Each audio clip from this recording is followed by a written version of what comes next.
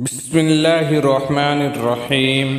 حضور اکرم صلی اللہ علیہ وسلم نے فرمایا کہ اس شخص کی مثال جو اللہ کی حدود پر قائم ہے اور اس شخص کی مثال جو اللہ کی حدود میں پڑھنے والا ہے اس قوم کی سی ہے جو ایک بحری جہاز میں بیٹھے ہوں اور بعض لوگ جہاز کے اوپر والے حصے میں ہوں اور بعض نیچے والے حصے میں۔ جب نیچے والوں کو پانی کی ضرورت پڑتی ہے تو وہ جہاز کے اوپر والوں سے پانی لیتے ہیں۔ اگر وہ یہ خیال کریں کہ ہمارے بار بار جانے سے اوپر والوں کو تکلیف ہوگی تو کیوں نہ ہم نیچے ہی اپنے حصے میں ایک سوراخ سمندر کی جانب کھول لیں جس سے پانی یہاں ہی ملتا رہے گا اور اوپر والوں کو ستانا نہ پڑے گا۔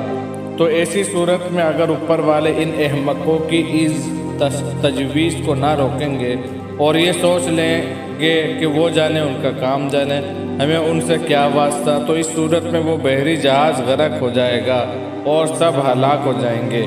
اگر وہ ان کو روک لیں گے تو سب ڈوبنے سے بچ جائیں گے۔